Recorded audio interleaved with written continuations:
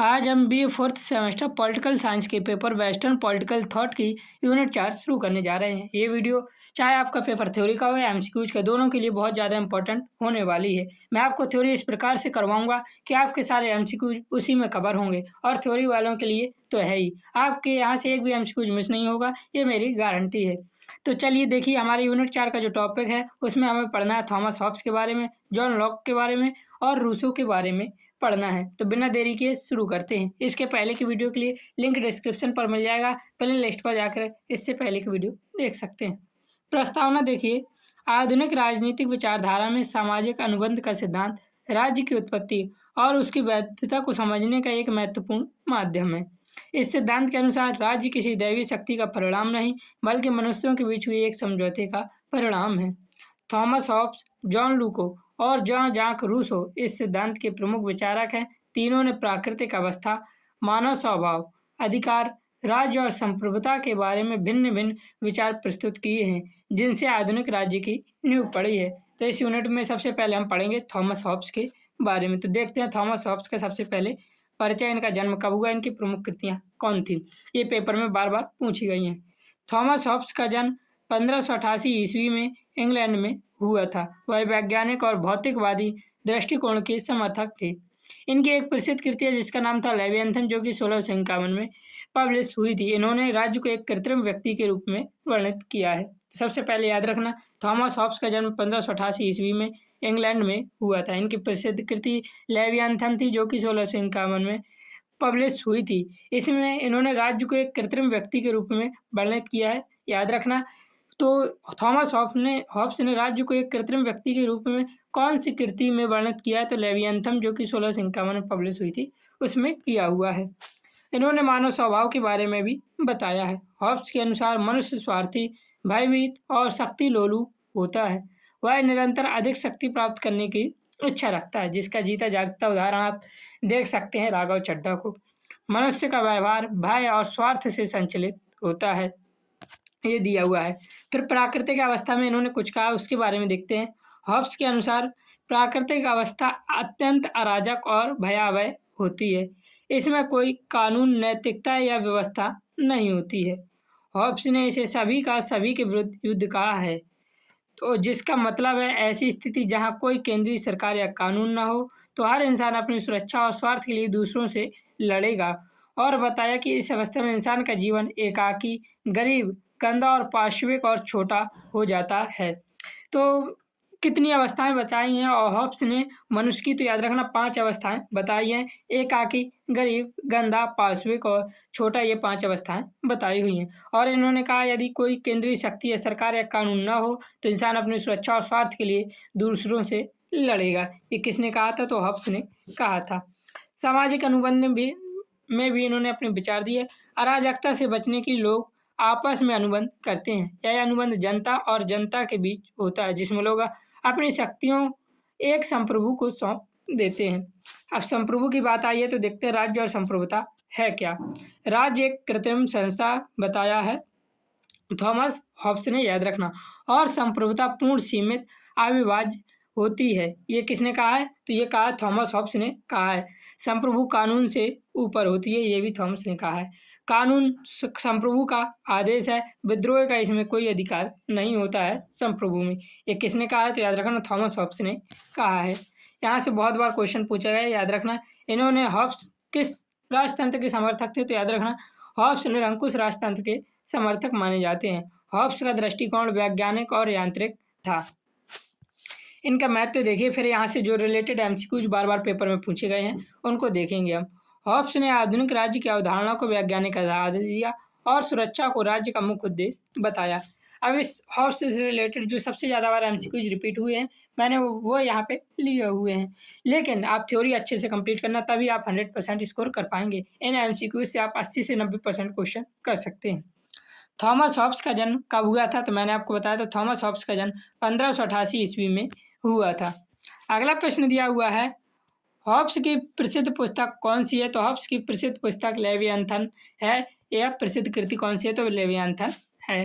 अगला प्रश्न है हमारा, हॉब्स के अनुसार मनुष्य का स्वभाव कैसा होता है, तो हॉब्स के अनुसार मनुष्य का स्वभाव स्वार्थी और भयभीत होता है। अगला प्रश्न है, हॉब्स की प्राकृतिक अवस्था कैसी थी? तो हॉब्स की प्राकृतिक अवस्था कैसी थी? तो इसका हमारा सही आंसर हो जाएगा, हॉब्स की जो प्राकृतिक अवस्था थी वह अराजक थी, इसका सही आंसर है। अगला प्रश्न दिया हुआ है, for of all against all किसका कथन है? तो ये हॉब्स का कथन है, याद रखना किसका कथन है, थॉमस हॉब्स का कथन है, ये थॉमस हॉब्स ने कहा था। अगला प्रश्न दिया हुआ है, हॉब्स के अनुसार जीवन कैसा होता है? तो हॉब्स के अनुसार जीवन solitary, poor, नेस्टी, brutish and short होता है, ये हॉब्स के अनुसार है।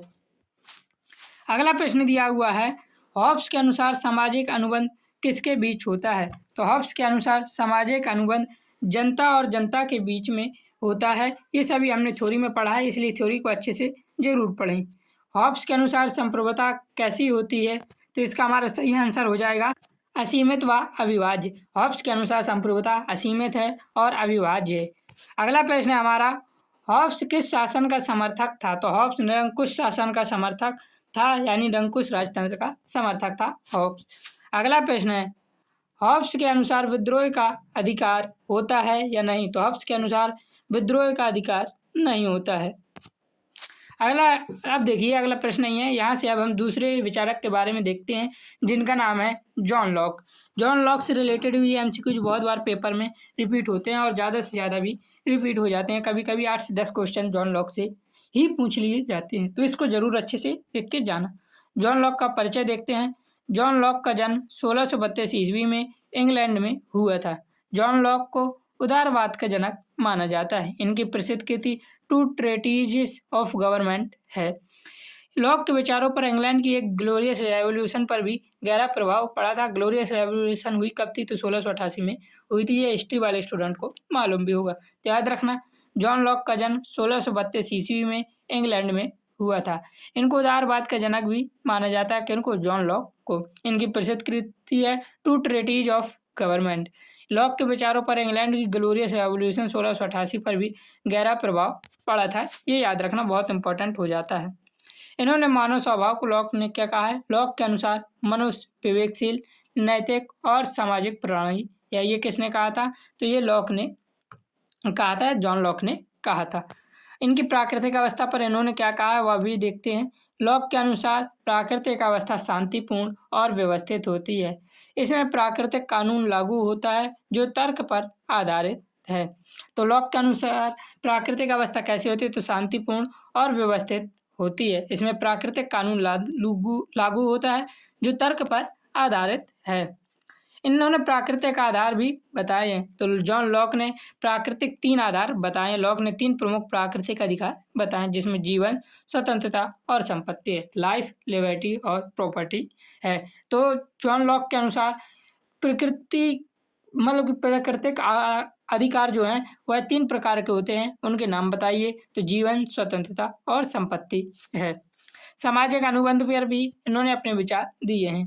लॉक के अनुसार अनुबंध जनता और सरकार के बीच होता है, और जो हमने ऊपर पढ़े थे हॉब्स के अनुसार अनुबंध जनता और जनता के बीच होता है, उन्होंने ये कहा था। लेकिन लॉक के अनुसार अनुबंध जनता और सरकार के बीच होता है। लोग अपनी कुछ शक्तियाँ सरकार को सौंपते हैं, लेकिन पूर्ण अधिकार नहीं देते हैं। संप्रभुता जनता में निहित होती है। तो लॉक के अनुसार संप्रभुता किस में निहित होती है? तो यह जनता में निहित होती है। और अनुबंध किनके बीच होता है लॉक के अनुसार? तो जनता और सरकार के बीच अनुबंध होता है। सरकार केवल प्रतिनिधित्व के रूप में कार्य करती है। यदि सरकार अधिकारों का उल्लंघन करे तो जनता उसे हटाने का अधिकार है, जनता को सरकार को हटाने का अधिकार है, ये बताया हुआ है जॉन लॉक ने। अन्य महत्वपूर्ण बिंदु पर इन्होंने नेचुरल लॉ, रीजन पर आधारित बताया है। सरकार का उद्देश्य अधिकारों की रक्षा बताया है। लॉक ने उदारवाद, लोकतंत्र और मानव अधिकारों की नींव रखी थी। आगे देखिए, अब इससे रिलेटेड जो एमसीक्यूज पेपर में हर साल रिपीट हुए हैं, थ्योरी अच्छे से जरूर पढ़ के जाना, लेकिन ये एमसीक्यूज एक भी मिस मत कर देना, यहाँ से आपको सीधे क्वेश्चन देखने को मिल जाएंगे। जॉन लॉक को किसका जनक कहा जाता है? तो जॉन लॉक को उदारवाद का जनक कहा जाता है, याद रखना बहुत इंपॉर्टेंट है ये। अगला प्रश्न दिया हुआ है, लॉक की प्रसिद्ध पुस्तक कौन सी है या प्रसिद्ध कृति कौन सी है? तो two treatises of government Locke की प्रसिद्ध पुस्तक है। लेवियंथन किसकी है? तो लेवियंथन थॉमस हॉब्स की पुस्तक थी। यहाँ पे two treatises of government Locke की प्रसिद्ध पुस्तक है, याद रखना। अगला प्रश्न दिया हुआ लॉक से related very very important. Lock के अनुसार मनुष्य कैसा होता है? तो लॉक के अनुसार मनुष्य विवेकशील होता है। स्वार्थी किसके अनुसार होता है? थॉमस हॉब्स के अनुसार होता है। लेकिन लॉक के अनुसार मनुष्य विवेकशील होता है, ये याद रखना। आगे देखिए दिया हुआ है लॉक की प्राकृतिक अवस्था कैसी है? तो लॉक की प्राकृतिक अवस्था है वह शांतिपूर्ण मानी जाती है, याद रखना। वेरी वेरी वेरी इंपॉर्टेंट है, पेपर में कई बार ये रिपीट हुआ है। अगला प्रश्न दिया हुआ है लॉक के प्राकृतिक अधिकार कौन कौन से हैं? तो मैंने आपको बताया था जीवन, स्वतंत्रता और संपत्ति लॉक के प्राकृतिक अधिकार माने हैं। तो इसका सही आंसर क्या हो जाएगा? बी ऑप्शन, जीवन, स्वतंत्रता और संपत्ति लॉक के प्राकृतिक अधिकार हैं। अगला प्रश्न देखिए वेरी वेरी इंपॉर्टेंट है ये भी। लॉक के अनुसार अनुबंध किसके बीच होता है? तो लॉक के अनुसार अनुबंध जनता और सरकार के बीच होता है, जिसमें जनता अपनी कुछ अधिकारों का जो श्रेय वो सरकार को दे देते हैं, लेकिन पूर्ण अधिकार नहीं देते हैं। तो जनता और सरकार के बीच लॉक के अनुसार सामाजिक अनुबंध होता है। अगला प्रश्न है हमारा लॉक के अनुसार संप्रभुता कहाँ निहित होती है? तो लॉक के अनुसार संप्रभुता है वह जनता में निहित होती है। ये किसने कहा था? लॉक ने कहा था, याद रखना। अगला प्रश्न दिया हुआ है लॉक किस शासन का समर्थन करता है? तो लॉक है जो वह सीमित सरकार शासन का समर्थन करता था, याद रखना। अगला प्रश्न है हमारा लॉक के अनुसार सर्वोच्च संस्था कौन है? तो लॉक के अनुसार जो सर्वोच्च संस्था है वह विधायिका है। ये लॉक ने सर्वोच्च संस्था मानी हुई है। ये थ्योरी में नहीं था, लेकिन एमसीक्यूज में थोड़ा से याद रखना। आखिरी भी एमसीक्यूज हमारे लॉक से रिलेटेड। लॉक के अनुसार विद्रोह का अधिकार है। लॉक के अनुसार विद्रोह का अधिकार है, ये सही है। अब हमारे इस यूनिट के तीसरे विचारक आते हैं जॉन जाक रूसो, जिन्हें जीन जॉक रूसो भी कह देते हैं। इनका परिचय देखिए। रूसो का जन्म 1712 ईस्वी में हुआ था। ये आधुनिक लोकतंत्र के प्रमुख विचारक थे। इनकी प्रसिद्ध कृतियों में सोशल कॉन्ट्रैक्ट, एमाइल और डिस्कोर्सेस ऑन इक्वालिटी है। याद रखना रूसो का जन्म कब हुआ था? तो 1712 ईस्वी में हुआ था। यह आधुनिक लोकतंत्र के प्रमुख विचारक है। इनकी प्रसिद्ध कृतियाँ 3 हैं, जिनमें पहली है सोशल कॉन्ट्रैक्ट, दूसरी है माइल, तीसरी है डिस्कोर्स ऑन इनइक्वालिटी। तो इनको याद रखना। रूसो के विचार ने फ्रेंच रेवोल्यूशन को प्रेरित किया था। रूसो के अनुसार मानव स्वभाव कैसा होता है? ये देखिए मानव स्वभाव रूसो के अनुसार मनुष्य स्वभाव से अच्छा, सरल और शांत प्रिय होता है, जो कि हमें लगता है बिल्कुल ऐसा नहीं है। इन्होंने प्राकृतिक अवस्था कैसी बताई है? इन्होंने प्राकृतिक अवस्था को शांतिपूर्ण और सुखद बताई है। मनुष्य स्वतंत्र और समान होता है, ये किसने कहा है? तो ये कहा है रूसो ने। आगे देखिए दिया हुआ है असमानता का कारण भी किसने? रूसो ने बताया है। तो असमानता का कारण इन्होंने निजी संपत्ति, प्राइवेट प्रॉपर्टी को असमानता का मुख्य कारण बताया है। याद रखना जॉन जाक रूसो ने असमानता का मुख्य कारण किसे बताया? तो प्राइवेट प्रॉपर्टी अर्थात निजी संपत्ति को बताया है। ज़्यादातर शब्द को इंग्लिश में ही याद रखना, क्योंकि इंग्लिश में भी पूछ लिए जाते हैं। हिंदी में होगा तो आप ऐसा है कि इंग्लिश में उसे देख सकते हैं, क्योंकि हिंदी इंग्लिश दोनों में पेपर आ जाता है। व्यक्ति अपनी इच्छा को सामान्य इच्छा में विलीन कर देता है, जनरल विल में विलीन कर देता है। जनरल विल पूरे समाज की सामूहिक इच्छा है। तो याद रखना जनरल विल का अर्थ क्या होता है? तो जनरल विल का अर्थ होता है सामूहिक इच्छा, जो सार्वजनिक हित को दर्शाती है। कानून जनरल विल की अभिव्यक्ति अर्थात सामान्य इच्छा की अभिव्यक्ति को कानून बताया है जॉन जाक रूसो ने, याद रखना। सामाजिक अनुबंध के बाद मनुष्य को नैतिक और नागरिक स्वतंत्रता प्राप्त होती है, ये जॉन जाक रूसो ने कहा था। संप्रभुता पर इन्होंने कहा है कि संप्रभुता जनता में निहित होती है, यह अविभाज्य होती है, अहस्तांतरणीय होती है। यह किसने कहा है? तो जॉन जाक रूसो ने कहा है। शासन में देखिए इन्होंने प्रत्यक्ष लोकतंत्र का समर्थन किया है, प्रतिनिधिक लोकतंत्र का विरोध किया है जॉन जाक रूसो ने। इनका महत्व देख लीजिए। रूसो ने लोकतंत्र, समानता और जनसत्ता के सिद्धांत को मजबूत किया है।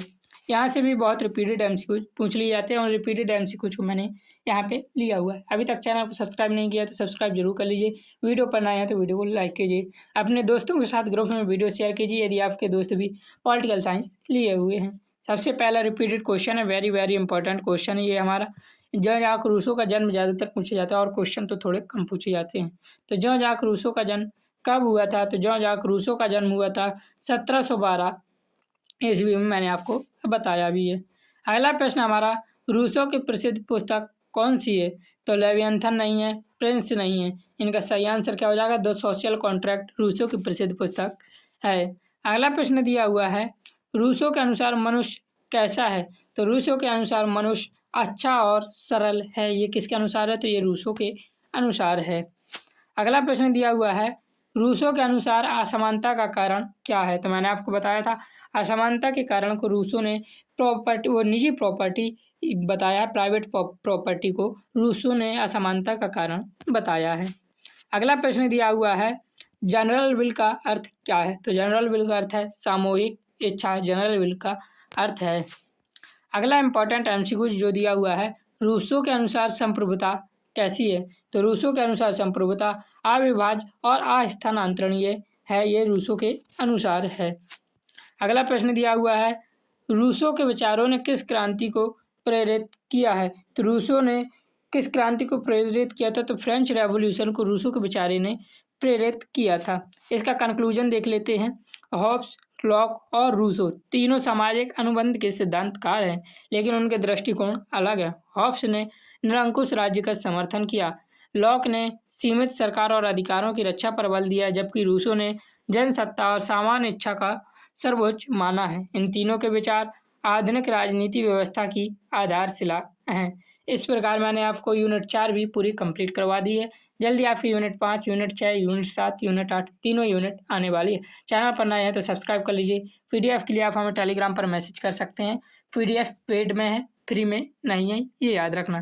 तो चैनल पर नए हैं तो सब्सक्राइब जरूर करना। वीडियो पसंद आई तो वीडियो को लाइक करना, अपने दोस्तों के साथ ग्रुप में शेयर करना बिल्कुल भी ना भूलें। जय हिंद, जय भारत, राधे राधे।